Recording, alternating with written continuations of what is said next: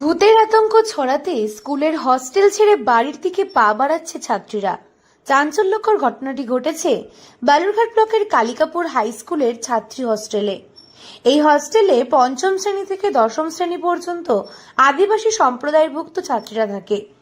হস্টেলে বিগত কয়েকদিন যাবৎ সন্ধে নামতেই ছাত্রীরা নানা ধরনের আওয়াজ শুনতে পাচ্ছে, আর এতেই গুজব ছড়ায়। কেউ বলে নুপুরের আওয়াজ, কেউ বা বলে মানুষের গলার আওয়াজ, তাও যেন কিছুটা অস্বাভাবিক আওয়াজ। আর মুহূর্তের মধ্যে এমন গুজব ছড়াতেই পুরো হস্টেল জুড়ে তৈরি হয়েছে থমথমে আতঙ্কের পরিবেশ। আমাদেরকে ভয় লাগছে, রাতের বেলা মানে সুস্থ হচ্ছে মেয়েরা, তার জন্য আমরা চলে যেতে যাচ্ছি। মানে ভূতের ছমছম শব্দ হচ্ছে রাতের বেলা, মেয়েরা ঘুমাতে পারছে না। গতকাল রাত্রে তখন একটা মেয়ে সুস্থ হলো, তো সবাইকে বললো যে কেউ বার হচ্ছে না, মানে অনেক কিছু হলো, মানে সবাই ভয় করছে। তো একটা রুম আমরা কে ঢুকালো, তো মানে আমরা প্রার্থনা করলাম। ওই মেয়েটার কাছে একটা মানে কে যেন ঢুকলো, মানে আর ওখানে এখানে দেখতে পাচ্ছে। আর ওই মানে আমরা তো খ্রিস্টান, মানে খ্রিস্টানের আশীর্বাদ জল ওটা দিয়ে খাওয়ালে মানে খুবই খারাপ লাগছে। হ্যাঁ, আমার মা।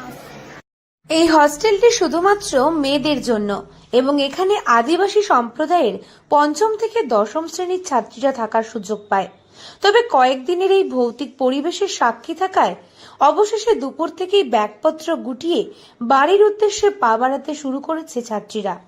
ছাত্রীদের মধ্যে আতঙ্ক কাটাতে স্কুল কর্তৃপক্ষ, এলাকার লোকজন, ছাত্রীদের অভিভাবক এবং শিক্ষা বিভাগের আধিকারিকদের পাশাপাশি বিজ্ঞান মঞ্চের সদস্যদের ডেকে একটি বৈঠক করেন। কিন্তু এই জরুরি বৈঠক করার পরেও আতঙ্ক কাটেনি।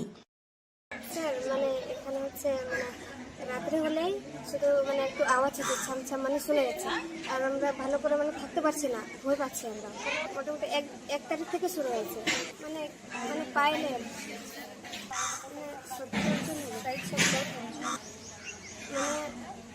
একটা মেয়ে খুব ভয় পাচ্ছিল, তো তাই ভয় পেতে মানে চিৎকার করছে জোরে। তারপরে মানে অনেক আতঙ্ক, মানে ভয় পাচ্ছিল। তারপরে হচ্ছে একটা মানে হোস্টেলে একটা ছেলে আছে, মানে ভাই হবে, তো অনেক মানে ঝাড়ফুঁক একটু করতে পারে, তো ও আসছিল। তো ও বলছে যে মানে এই সাইডে মানে একটা আছে, মানে একটা মেয়ে আছে, মানে করছে, মানে সবাইকে ভয় করাচ্ছে। দেখতে চাচ্ছি কিন্তু হতে পারি না। ছাত্রীদের মনে যে ভুল ধারণা তা বের করা যায়নি, বরং আরো জাঁকিয়ে বসেছে ওই আতঙ্ক। সে চেষ্টা যেন বিফল হয়েছে। জানা গিয়েছে এখন অবস্থা আরো জটিল হচ্ছে, কারণ সেখানের ছাত্রী এবং অভিভাবকদের বিশ্বাস ওই অস্বাভাবিক এবং অশরীরী শক্তি তাদের ক্ষতি করতে চাইছে। সেখানে আতঙ্ক এতটাই ছড়িয়েছে যে আবাসিক পড়ুয়ারা হস্টেলে থাকতে ভয় পাচ্ছেন, যার ফলে স্কুল হস্টেল থেকে চলে যাওয়া আটকানো যায়নি। এদিন বেশ কিছু ছাত্রী তাদের ব্যাগপত্র নিয়ে বাড়ির উদ্দেশ্যে রওনা দিয়েছে। এক মাসখানেক আগে সমস্যাটা শুরু হয়েছিল। তো মাসখানেক আগে ওই স্কুল ছুটির পর কিছু মেয়ে ওরা ভূত সেজে ভূত খেলছিল। খেলতে খেলতে হঠাৎ করে একটা মেয়ে ওরা আক্রান্ত হয়ে যায়। ওকে মানে তারপর সেন্সলেস হয়ে কোনো সেন্স থাকে না। ও মানে হাত পা খিচানি, মানে ছটফটানিতে আমরা 5-7 জন মিলে তাকে আটকানো যাচ্ছিল।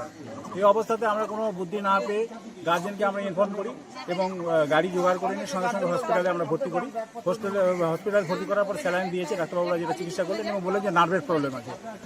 ট্রিটমেন্ট করার পর রাত্রিবেলায় ও ঠিক হয়ে যায়, কিছুক্ষণের মধ্যে ঠিক হয়ে যায়। তারপর রাত্রিবেলা ওকে ছেড়ে দেয় না, সেটা আমি কালকে খবর পেয়েছি, আমাকে ওরা বলেনি। এটা হয়তো এদের মধ্যে ছিল, কালকে আমাকে বলেছে। বলার সঙ্গে সঙ্গে বিজ্ঞান মঞ্চের সঙ্গে আমি কথা বলেছি, বিজ্ঞান মঞ্চের সঙ্গে কথা বলে আজকে এনেছিলাম। ওনারা সব বুঝিয়েছে, সমস্ত বিষয়গুলো তাদের বোঝানোর চেষ্টা করা হয়েছে। আমরা একটা সিদ্ধান্ত নিয়েছি যে আপাতত আমরা যেটা ব্যবস্থা করছি সেটা হচ্ছে থানাতে একটা ইনফর্ম করা, আর বিজ্ঞান মঞ্চ বা বিজ্ঞান মনস্কতার ব্যাপারটা নিয়ে একটু ওদের একটু ওয়াকিবহাল করা। অত্যাধুনিক যুগেও ভূতের আতঙ্কে হস্টেল ছেড়ে ছাত্রীদের চলে যাবার ঘটনা সামনে আসতেই জেলা জুড়ে আলোড়ন পড়েছে ইতিমধ্যেই। দক্ষিণ দিনাজপুর থেকে সুস্মিতা গোস্বামী রিপোর্ট, লোকাল 18 বাংলা।